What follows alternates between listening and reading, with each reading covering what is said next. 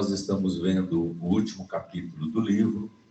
Hoje nós vamos ver a segunda parte e no próximo domingo vamos encerrar o capítulo e encerrar o livro.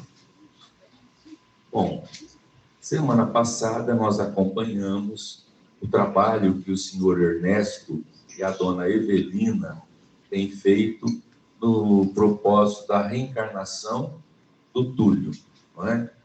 E o último item que a gente viu, eles disseram que eles precisariam de muito cuidado, um cuidado incessante para que não acontecesse o aborto, não é? Então, eles estão trabalhando em todos os sentidos, porque há uma resistência muito grande do Túlio em reencarnar, sabendo que o pai dele vai ser o Caio, né? Então, há toda uma resistência, eles estão trabalhando nesse propósito, certo? Então, vamos continuar. O pessoal marcou aí onde parou? Parágrafo, quaisquer choques.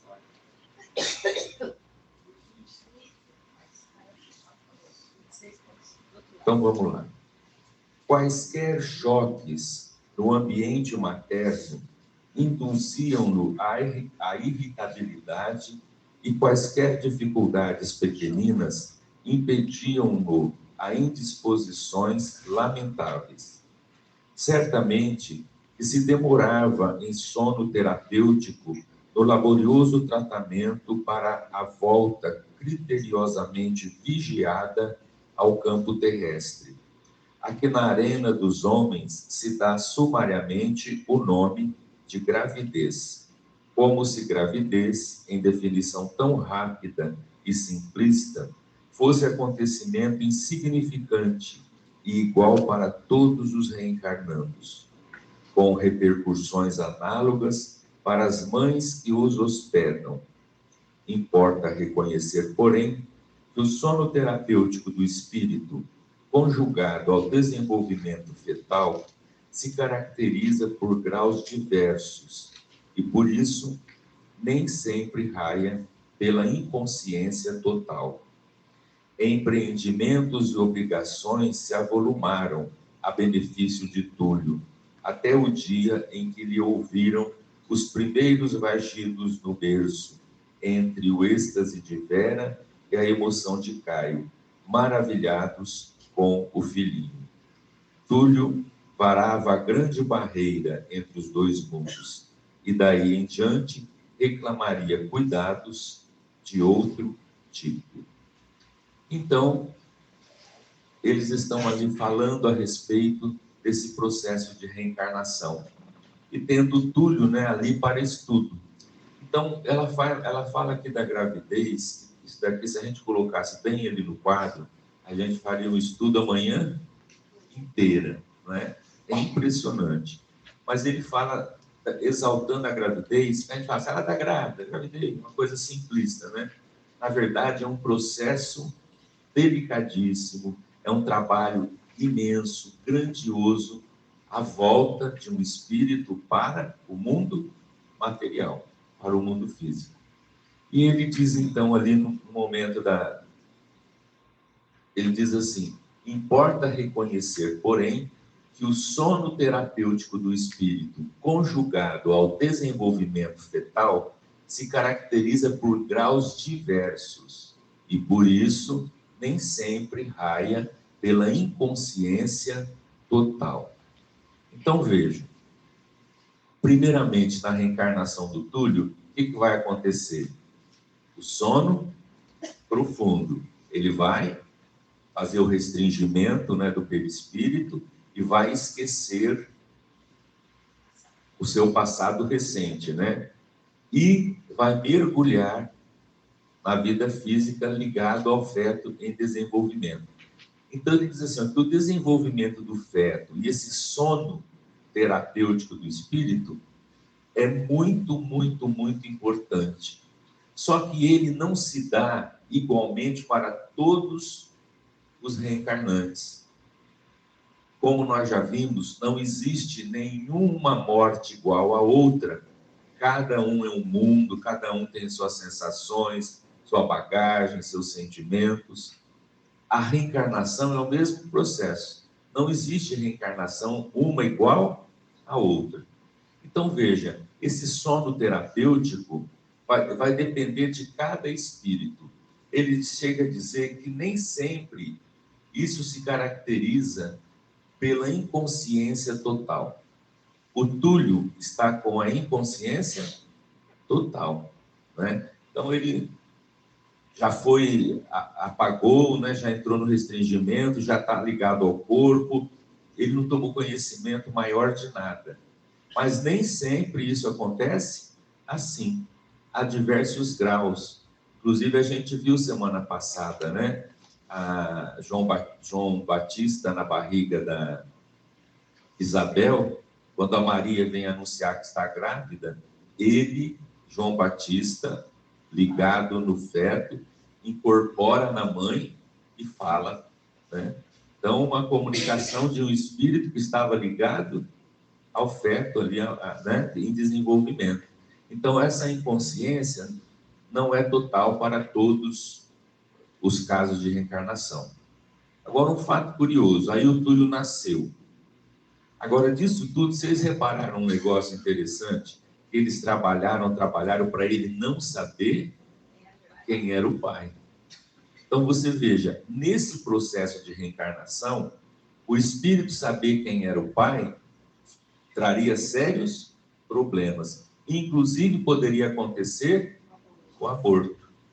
Então, foi trabalhado no sentido dele se ligar à mãe, dele se vincular a ela, e toda vez que eles faziam essa aproximação, para ele ir se ligando, né, emocionalmente com a mãe, o pai nunca estava presente. Então, eles contornaram a situação, né?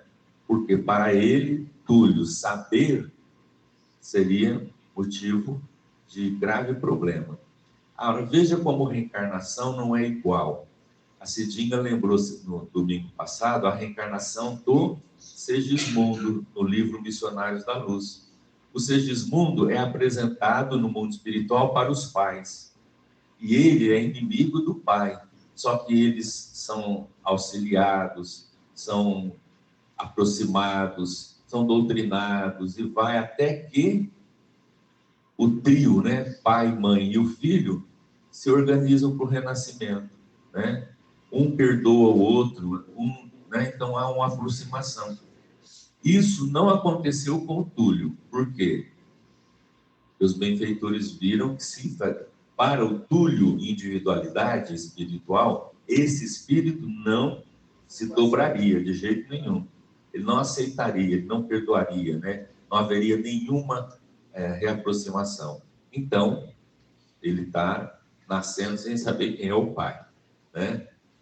Luiz Antônio, uma coisa que nós precisamos ter cuidado é de não generalizar. Porque às vezes nós aprendemos alguma coisa na doutrina e a tendência é generalizar para todos tudo os casos. E isso não... Generalizar não pode. É a mesma coisa, um espírito não sei o que no mundo espiritual? Resposta: depende. Essa resposta é maravilhosa. Tudo, né? Depende. Depende disso, depende daquilo, porque não há regra absoluta. Nós temos que ter muito cuidado com isso. Oi. Não é quadradinho. Uma preocupação nesse caso do estudo, a reencarnação de cada um que vai ser feito, que vai, não dá a impressão para a gente, na reencarnação compulsória, que o espírito é jogado de qualquer maneira, ele se virar na Terra.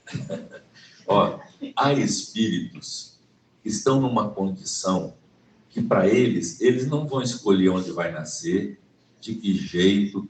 Para eles, qualquer situação aqui é melhor do que ficar lá. Então, tem espíritos que não têm essa programação que geralmente as reencarnações têm. Tem espírito que ele é atraído pela lei. Ele nasce lá num lugar, não tem nada, e às vezes não tem ligação nenhuma com o pai, com a família, com a mãe, nada. Dentro do conjunto, a lei diz que ele vai ficar ali e os pais, a família, são, vamos dizer assim, vibram na mesma sintonia. Porque ninguém vai jogar uma bomba para a família, uma família que não tem necessidade disso, né? A reencarnação compulsória não quer dizer que está abandonado pelos espíritos. Não, ninguém fica abandonado. É igual nós vimos. A gente não participou da vontade. Você foi contra a vontade, certo? Você vai para lá, né? E tem coisas na Terra, do nosso mundo, que são assim. No outro livro, o André Luiz fala sobre profissão. Uma percentuagem pouca, renasce com tarefas no campo profissional. Mas a maioria vai fazer o que der certo no sistema. Às vezes o pai é isso, o filho acaba sendo, às vezes isso, aquilo. Não tem um programa profissional, tal. É o que der para fazer, é o que a gente vai conseguir. Agora, há espíritos que reencarnam numa coisa já bem preparado para aquilo. E muitas vezes são espíritos que têm débitos. Então, vem naquele campo com tarefa a ser realizada. Mas então não é assim, eu nasci e me programei para mim ser alfaiate, né? E hoje não está tendo mais, está acabando, né? Então, você não programou isso no mundo espiritual, tal. Seu programa de vida é resumido. Agora, lá, as condições que você vai viver vão te influenciar ou não, né? Alguns têm tarefa, nascem com tarefa, né? A dona... Será que a dona Eulália, que nós vimos num conto do Irmão X, que ela se preparou no mundo espiritual e veio com a tarefa de educadora. Aí ela é professora, e na desencarnação dela conta tantas aulas que ela deu. Então, a dedicação, a missão que ela tinha programado lá, ela realizou totalmente, porque ela realizou o trabalho com amor, né? Então, são programações que às vezes existem, né? Mas a maioria segue o que der para seguir, né? Vamos lá. Reconfortados e felizes com a execução gradual do programa estabelecido, Ernesto e a companheira se acharam de espírito voltado para a questão que se lhes impunha de imediato, o retorno de Desidério à experiência carnal. Era necessário instalá-lo no sul paulista, em casa de Amâncio, segundo o esquema do Instituto. Os dois amigos passaram as entrevistas preparatórias, proposições e debates. Desidério dos Santos pedia, exigia, queixava-se, e, no fundo, não se lhe podia dar de pronto a extensão total da verdade, quanto ao porvir próximo, para que não a desacatasse com dúvidas injustificáveis e desconsiderações prematuras. Cabia-lhe saber que era forçoso retomar o corpo terrestre, e prometia-se-lhe a ida de Elisa, algum tempo depois dele, a fim de que se reencontrassem no domicílio dos homens. Mas, no roteiro traçado, se lhe proibia a antecipação de informes acerca do refúgio doméstico, em que se lhe outorgaria a nova oportunidade. Merecia a bênção da reencarnação, contudo, não lhe era lícito complicar ou desprimorar as situações em que as autoridades do plano superior, sempre sábias e generosas, lhe assegurariam a concessão. Competia-lhe, sobretudo, defrontar-se com Amâncio e Brígida, tanto quanto os dois, já amadurecidos nas lides humanas, deveriam arrostá-lo em casa para adquirirem a luz do amor recíproco, em regime de esquecimento do passado, de maneira a consolidarem os méritos que já possuíam perante a lei. Então, depois da reencarnação do Túlio, agora a dona Evelina e o Ernesto voltam a outra etapa, que é a reencarnação do Desidério. E aí, no Desidério, é mais ou menos o mesmo processo, né?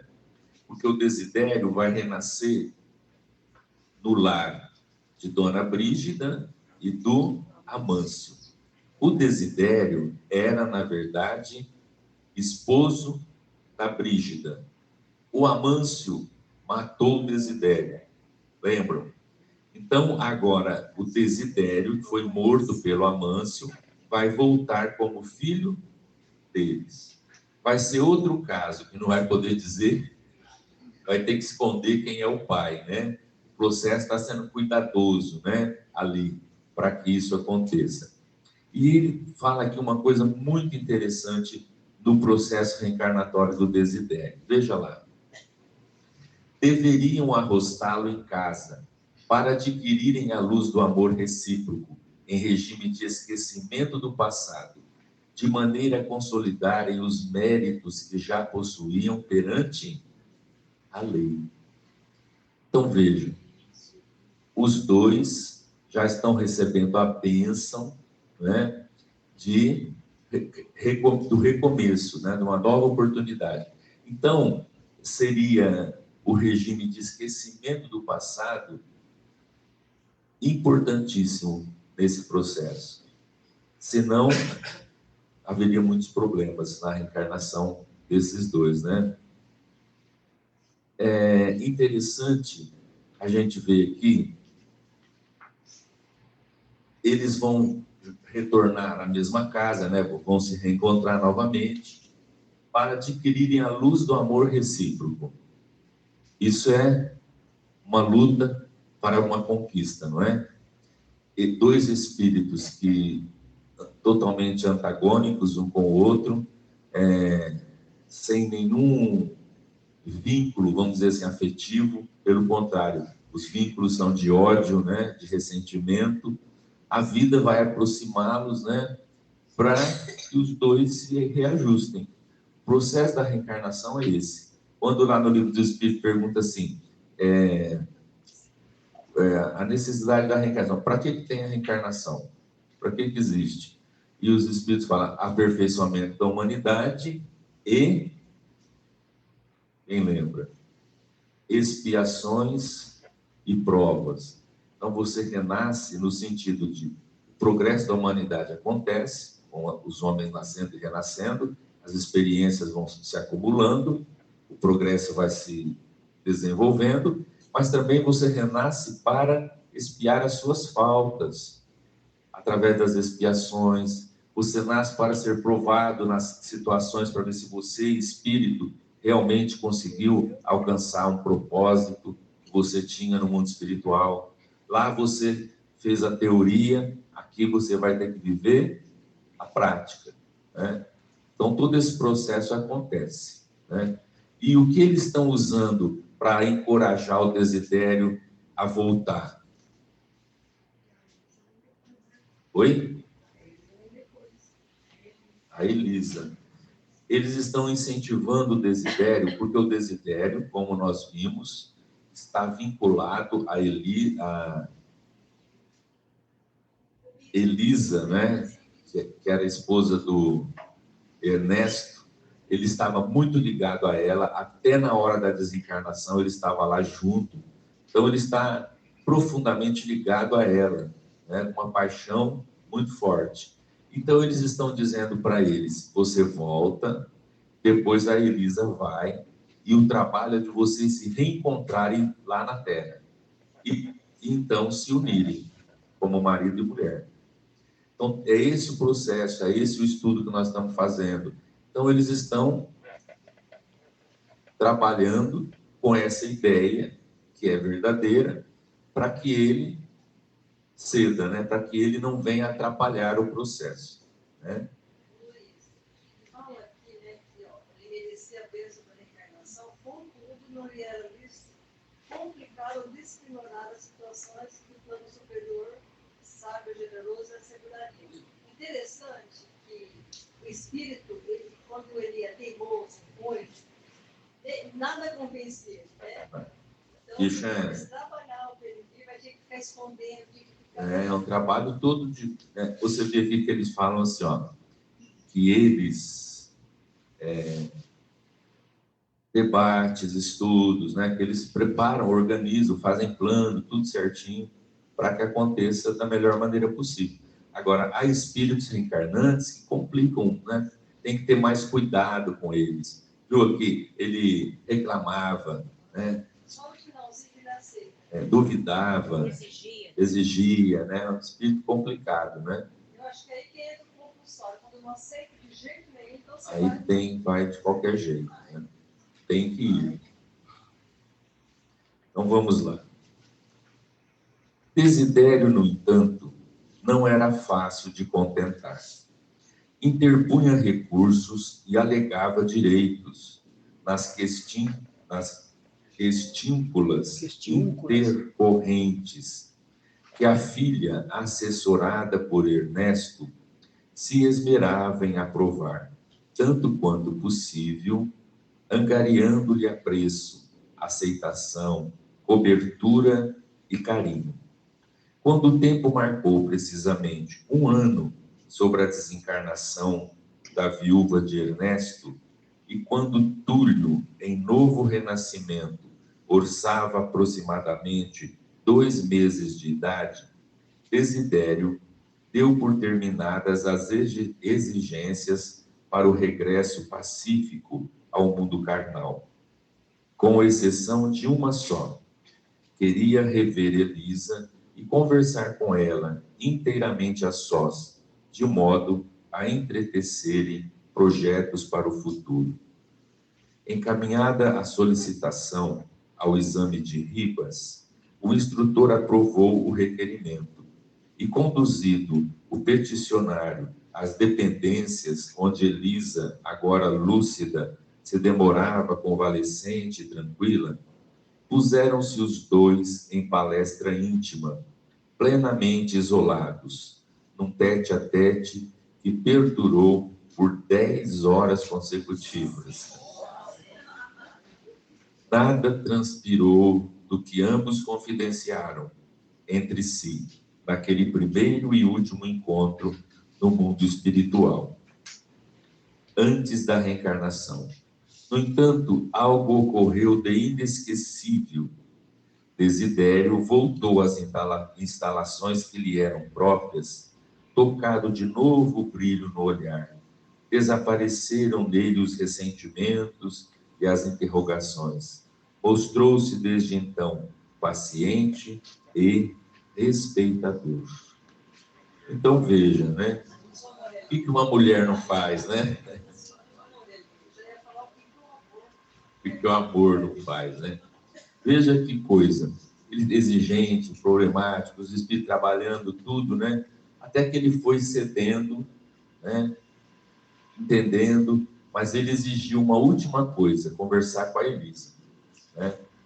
Aí ele vai conversar com a Elisa. E olha o que acontece, 10 horas de conversa, hein? Conversinha, né? Desidério voltou às instalações que lhe eram próprias, tocado de novo brilho no olhar. Desapareceram nele os ressentimentos e as interrogações. Mostrou-se desde então paciente e respeitador. E aqui eles falam assim, não se sabe o que os dois conversaram, né? Logicamente que o instrutor Ribas sabe, né? Tanto é que ele aprovou o encontro dos dois, né? Mas não se sabe o que eles conversaram. Mas duas pessoas que estavam tão vinculadas uma à outra, eles fizeram planos possivelmente, né? Conversaram, ela deve ter tranquilizado, ele também, né? E aí ele voltou diferente, né? Mudado, aceitando o processo da reencarnação. Então veja como todo o trabalho é realizado para que tudo ocorra dentro do que foi planejado, né? Da preparação que os espíritos fizeram para a reencarnação dele, né? Vamos lá.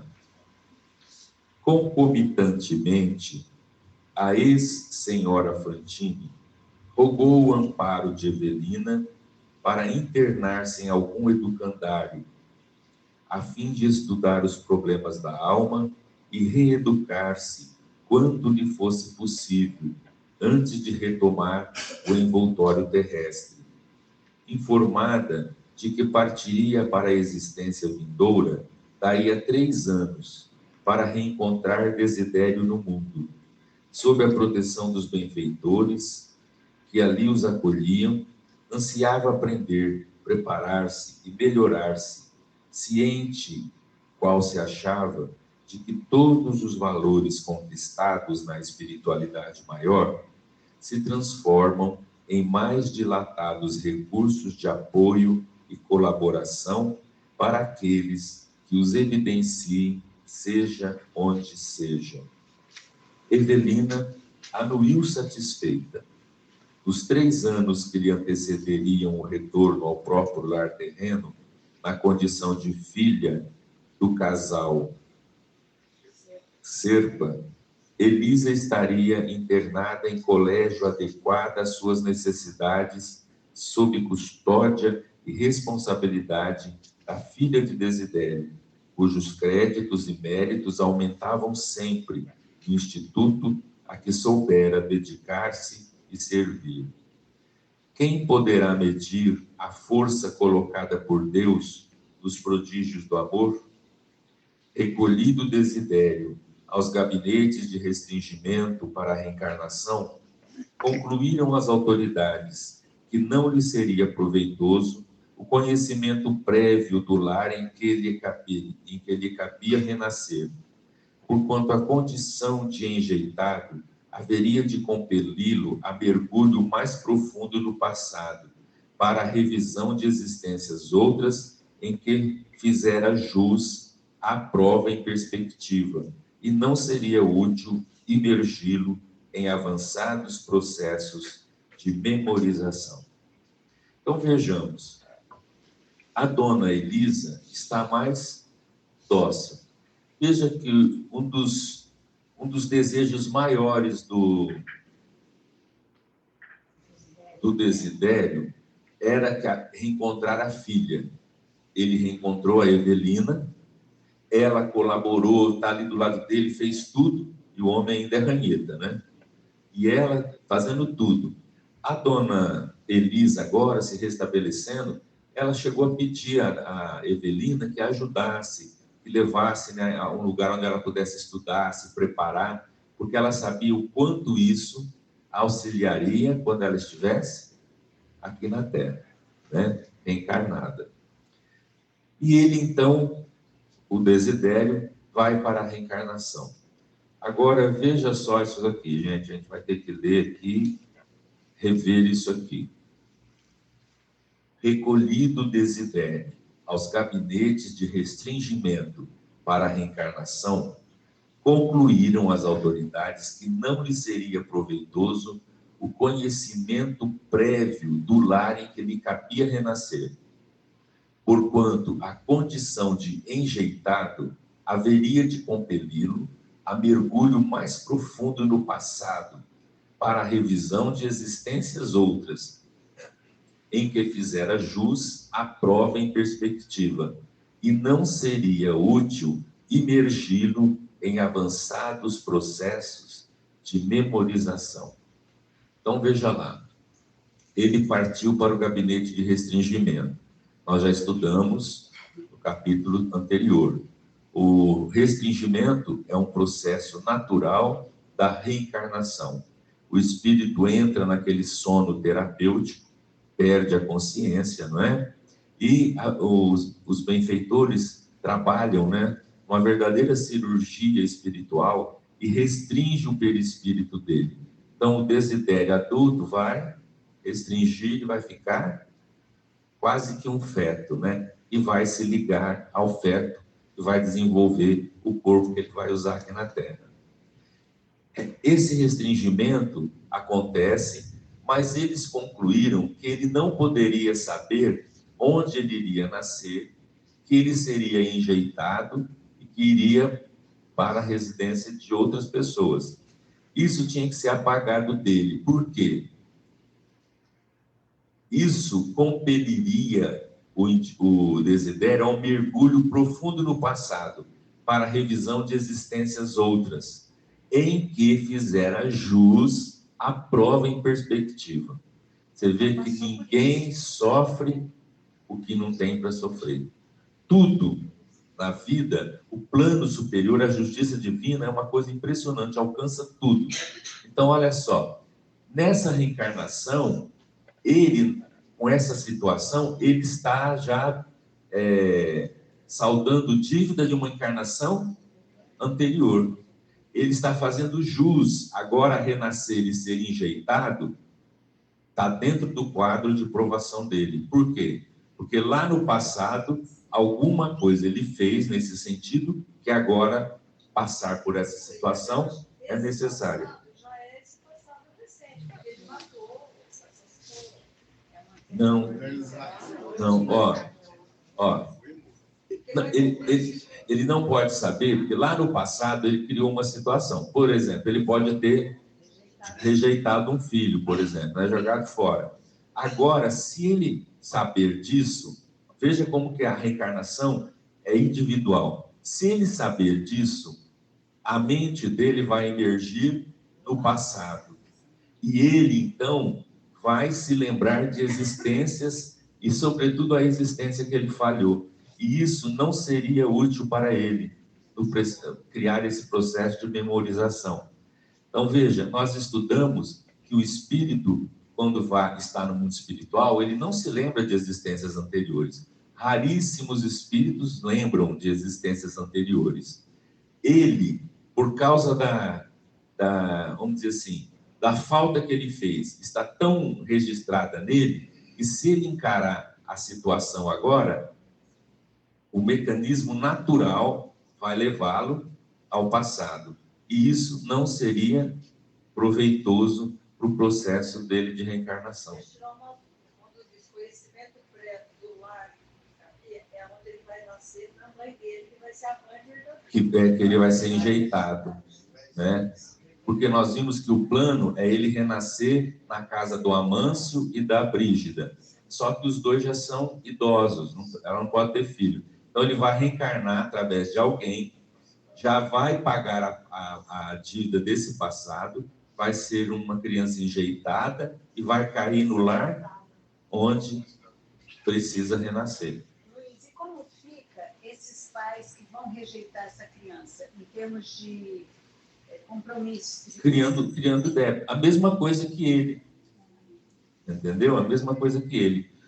Agora, os espíritos, por exemplo, eles antecipam, eles sabem o que a pessoa vai fazer.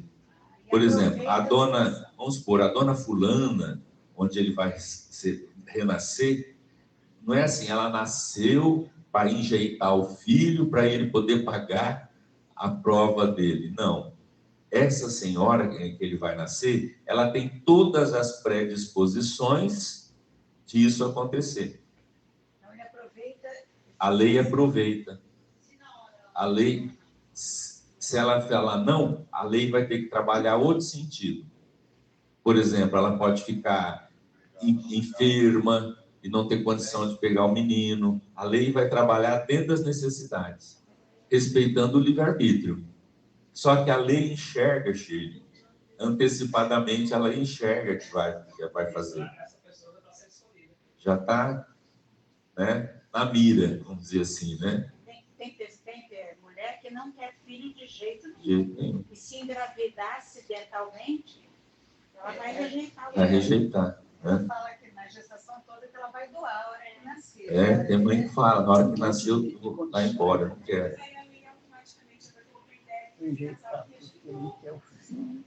Não vai colocar em débito, porque ela escolheu fazer isso. Eles só estão vendo que a grande possibilidade, eles conhecem a natureza, né? Então, os espíritos que a gente vê aqui, onde eles estão estudando e fazendo, eles sabem, entre aspas, as intenções, o que as pessoas vão fazer. No caso, essa mãe está sendo instrumento. A lei está usando a mãe como instrumento.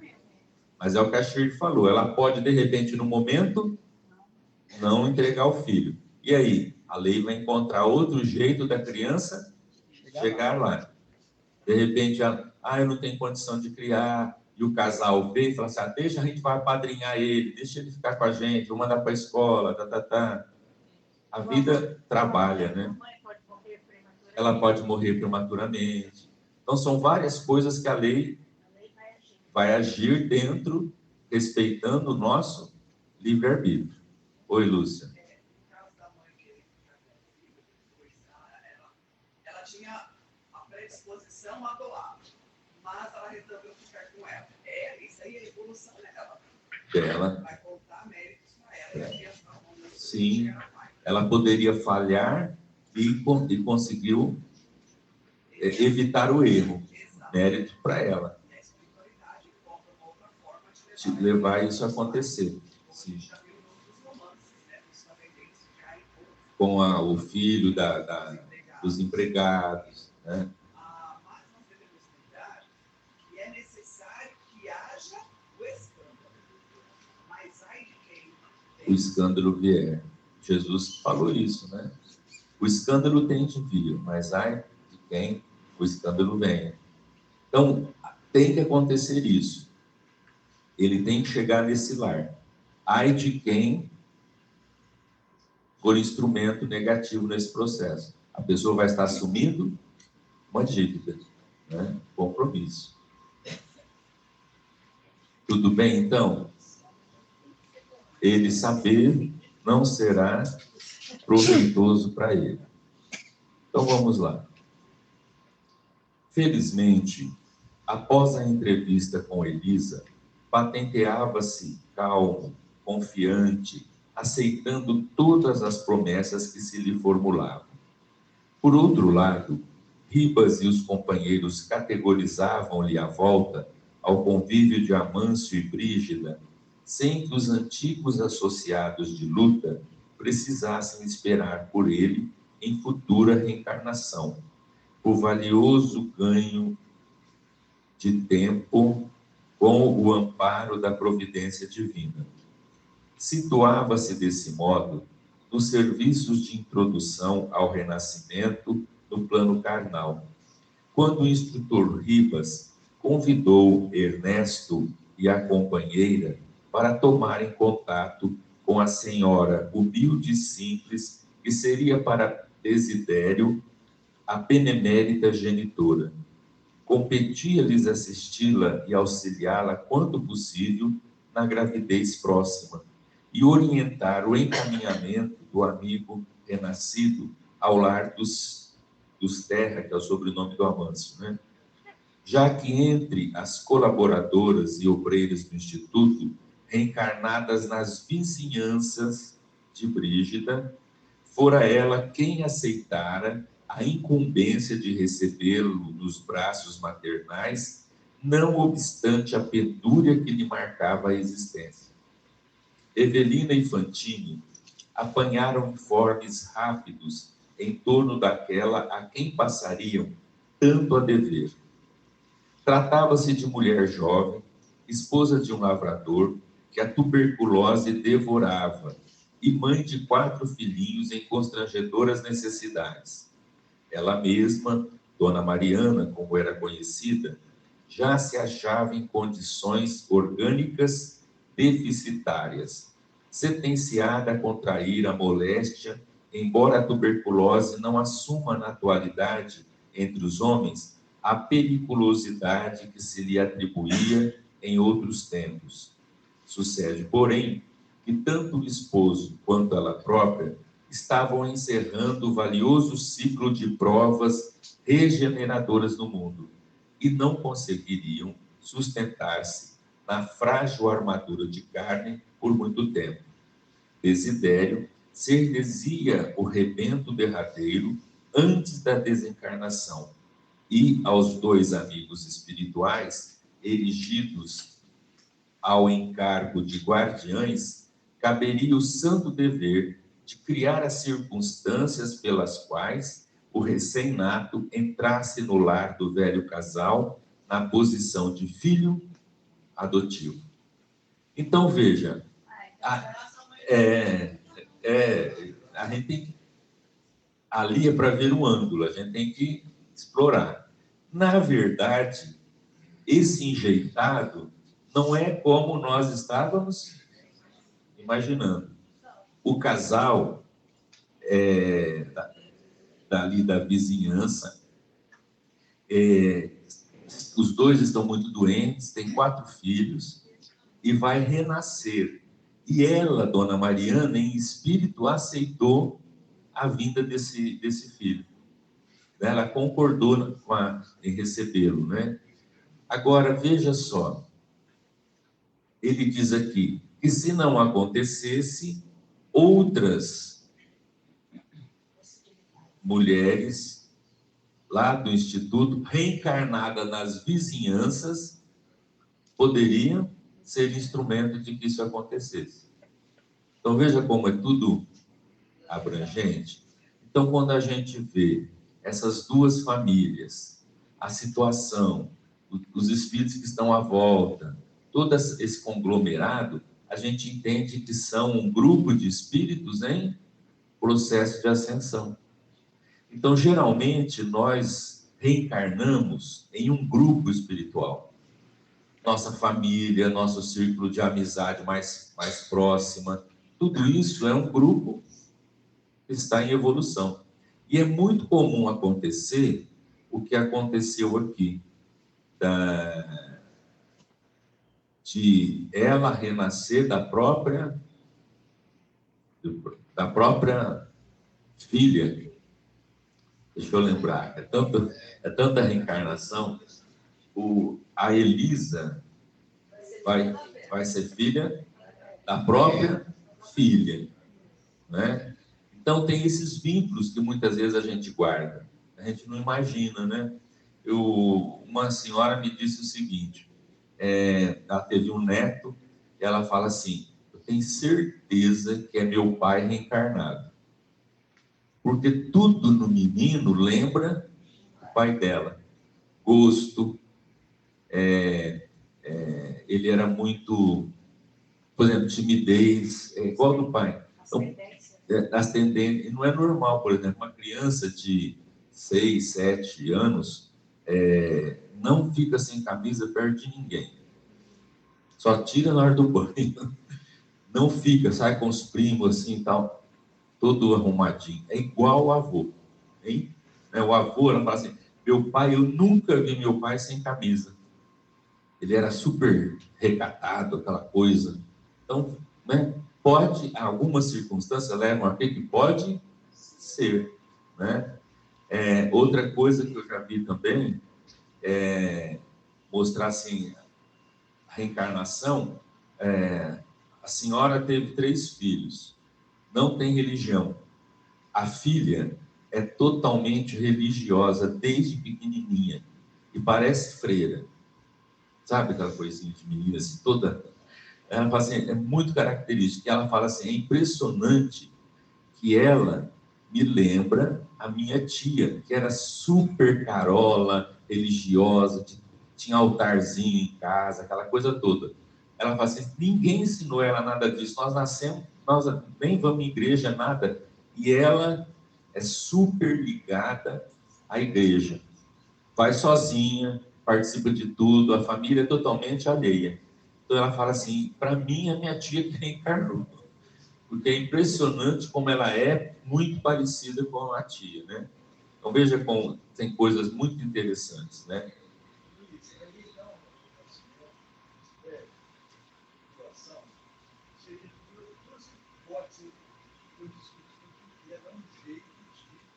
Levar.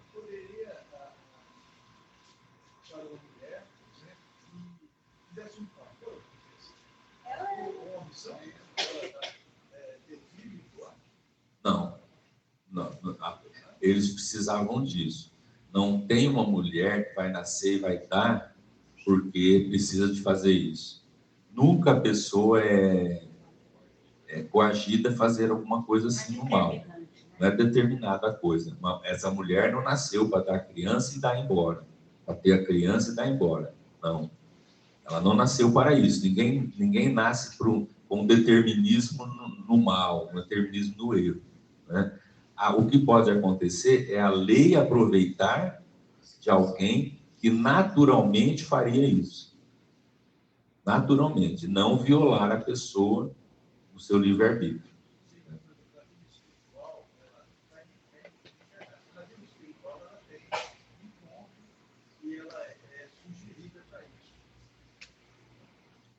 para dar à criança? Não, também não. Não. Ela não pode chegar lá, tá aqui a dona Mariana ou dona Beatriz, falar, dona Beatriz, você vai renascer e nós estamos aqui intuindo para você, quando chegar na terra, se tiver um filho, você dá ele embora. Não existe isso. Né? Porque isso é levando o espírito a uma prática indevida, né? A um erro. Né? Então, não. Dona Mariana, como ela vai desencarnar, já vai desencarnar. E ela ainda aceitou mais essa tarefa. Essa tarefa. Ela tem, vamos dizer assim, aquele casal tem a predisposição para que aconteça a lei. Ela vai desencarnar, né? O marido também, tem 4 filhos, naturalmente vai ter que esses filhos alguém cuidar. Então, tudo em caminho. Mas vamos supor que ela não aceitasse, ela não quisesse e tal. Eles falam, alguém na vizinhança, nas cercanias, eles encontrariam. Né? É um processo da evolução. Né? O pessoal fala assim, mas como é que é? Fertilização in vitro, não sei o que lá. Se tudo isso acontece, é porque a lei divina permite. O processo reencarnatório é o mesmo, só é de forma diferente, um mecanismo diferente. E nós vamos caminhar, Maurício, para uma situação mais surpreendente ainda. Na década de 50, o Chico Xavier falou, está numa entrevista, que no futuro a mulher se libertaria dos 9 meses da gestação, que as crianças renasceriam na Terra de uma forma diferente. E ele comentando, ele fala assim, é como se tivesse úteros, tipo de uma cápsula preparada para renascer ali. Agora, o pessoal fala assim, mas o afeto de mãe, não sei o que lá, não sei o que lá. É outro processo que nós não estamos ainda aptos. Agora, vocês já viram aí na internet a evolução dos, como é que eles falam? Dos ventres artificiais? Chegaram a ver? Parece uma barriga, né? E eles estão desenvolvendo para desenvolver vida ali naquele meio. Já estavam fazendo experiência. Filme de ficção já tinha isso aí. Filme de ficção já tinha, né? E o Chico Xavier falar isso na década de 50, gente. Década de 80 já tinha.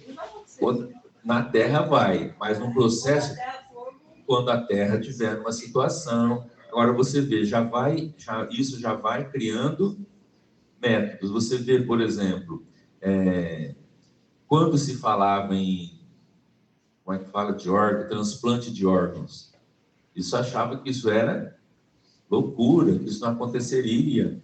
Está acontecendo, né? E vai cada vez mais isso acontecer, né? A ciência vai avançando, nós vamos fazendo essas descobertas, essas possibilidades, até a Terra chegar num ponto que nenhuma enfermidade poderá avassalar o corpo humano.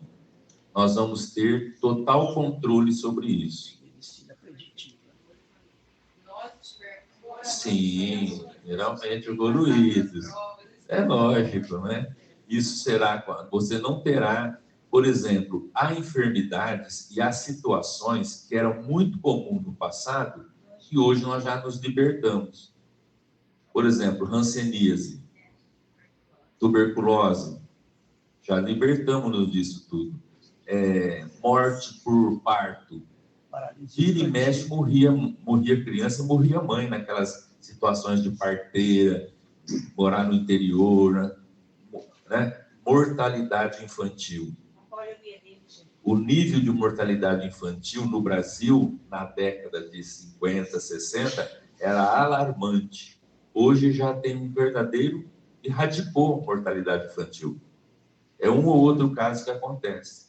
O Dr. Bezerra de Menezes, pela dona Ivone Pereira, ele fala que olha o que é reencarnação, que um dos obstáculos que dificultavam o processo da reencarnação no Brasil era a mortalidade infantil, que era um problema social. Então, às vezes, acontecia uma reencarnação programada e acontecia a mortalidade, né? porque o processo não tinha avançado ainda. Isso não inicia Hoje já não faz muito tempo. Hoje já avançou de tal maneira que a mãe vê tudo a criança, ela vê a criança, né, lá na televisãozinha lá, ultrassom, faz tudo, acompanha tal, pré-natal, não sei o quê, tudo diferente. Hoje, gestação de bebê que nasce com 6 meses de gestação, sobrevive. Sobrevive, né? Mas e aí, como seria o nosso desencarne se não vai ter mais doença? Rosana, a gente não morre só por doença. A gente morre por degradação física, né? Você vai chegar... Você veja, se tudo evolui, se tudo se amplia e vai facilitando aos espíritos, a enfermidade vai desaparecer um dia. Nós vamos ter controle. Agora, haverá processos de desencarnação. Né? São situações, né, que a vida, que o avanço científico caminha dentro das possibilidades evolutivas do homem, né? Então, vai acontecer. Você veja, hoje na Terra, nós estamos vivendo uma coisa que eu falo para o pessoal, assim, é uma grande prova, para o homem na Terra é envelhecimento. A velhice é uma coisa, você depender dos outros, você não conseguir mais fazer o que você fazia, você se sentir limitado, abandonado, porque ninguém tem paciência. Você está numa festa de casamento ou de aniversário, está todo mundo, e a velhinha está lá sentada, sozinha. Alguém passa, eu vou, não sei o quê, vai embora. Ninguém senta para conversar com a velhinha, para ficar lá com ela, para inseri-la no contexto. Então, você se sente abandonado, sozinho, limitado. Oi? Qualquer festinha de família, né? O velho fica abandonado. Eu vivi isso pouco tempo aí. Eu fui almoçar num parente, e estava lá uma senhora que é parente do meu cunhado, sozinha, assim. Eu fiquei olhando, né?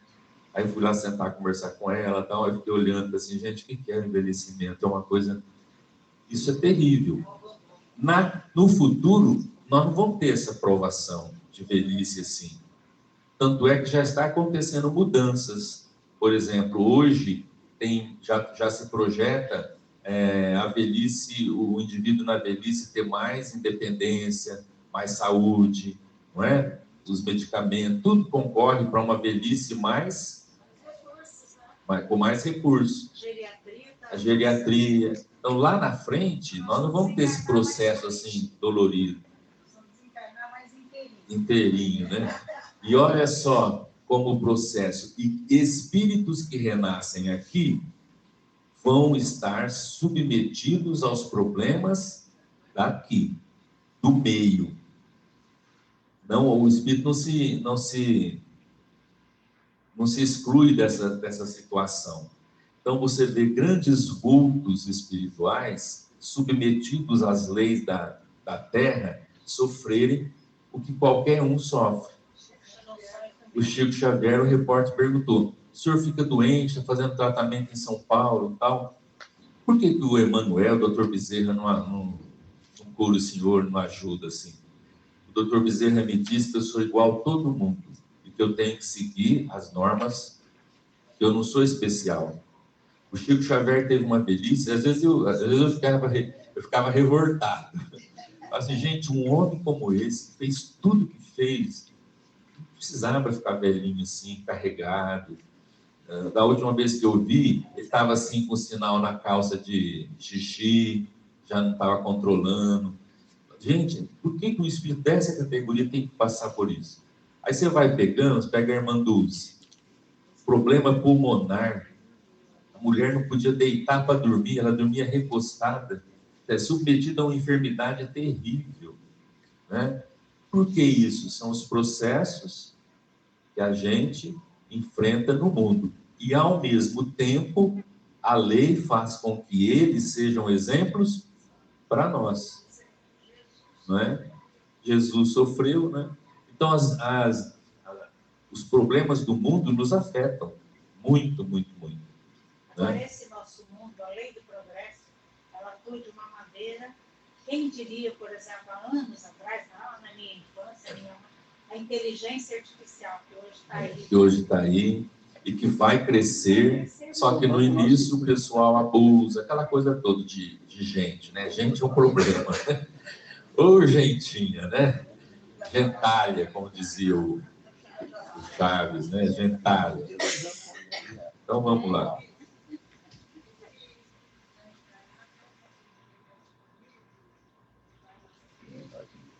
Qual espírito? Qual espírito? O Desidério, se ele tem vínculo, onde ele vai? Não, vai para o outro. Não, a Dona Mariana só está aceitando por trabalho espiritual. Nada, não tem vínculo com ela. Ela vai ser instrumento. O ciclo de vida, né? Vão desencarnar. Já estão se redimindo das provas. Vamos encerrar, então. Noite alta no plano físico. Mariana, em desdobramento espiritual, através do sono comum, penetrou a sala em que Ribas e os amigos a esperavam. Escoltada carinhosamente por um mensageiro, a recém-chegada não poderia apresentar-se de maneira mais simples. Ao defrontar-se com os benfeitores, deteve-se perante Ribas com a lucidez que lhe era possível e, magnetizada talvez por aquele olhar brando e sábio, ajoelhou e pediu-lhe a bênção. O mentor, recalcando a emoção de que fora tangido, afagou-lhe a fronte, rogou a Jesus para que a protegesse e recomendou: levante-se, Mariana, temos algo a conversar. Ao vê-la convenientemente sentada, o orientador apresentou-lhe Evelina e Ernesto, demorando-se, todavia, a salientar Evelina, a fim de que ela lhe guardasse mais vivamente a figura na tela da memória, quando tornasse ao corpo denso. Esta é a irmã que velará por você na próxima gravidez. Por favor, Mariana, esforce-se para retê-la na lembrança. A interpelada fitou-a com simpatia e implorou: anjo de Deus, compadecei-vos de mim. A filha de Brígida, emocionada, retificou de olhos úmidos: Mariana, não sou um anjo, sou apenas sua irmã. Então, vejam, eu não passei o slide anterior, então vamos ver.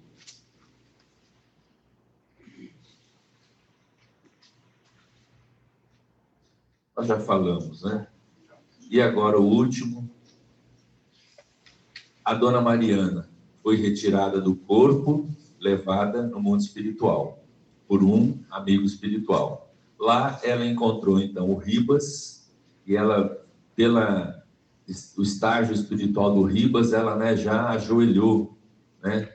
Ele a levantou, apagou e disse para ela: eu quero que você preste bem atenção nessa nossa irmã, que é a Evelina. Ela que vai ajudá-la nessa próxima gravidez. Ela olhou e ele disse assim: mantenha-a na retina dos olhos, ou seja, grave bem essa imagem, né? Para que lá na Terra você tenha essa intuição, de que ela vai te ajudar durante a gravidez, né? Então, aquele processo já conhecido, né, do desdobramento, sai do corpo e encontra com os espíritos, né? E ela está pedindo todo esse cuidado, né, esse amparo para a gravidez que a Dona Mariana vai ter. Ok? Quem? A Evelina passa agora a ser vinculada à Dona Mariana como uma benfeitora amiga, uma colaboradora, né? E semana que vem nós vamos encerrar. Ó, nós já vimos a reencarnação do Caio, deu tudo certo. Agora, do Caio não, do Túlio. Agora nós estamos vendo já o encaminhamento e a reencarnação do Desidério. Semana que vem a gente encerra o livro, ok?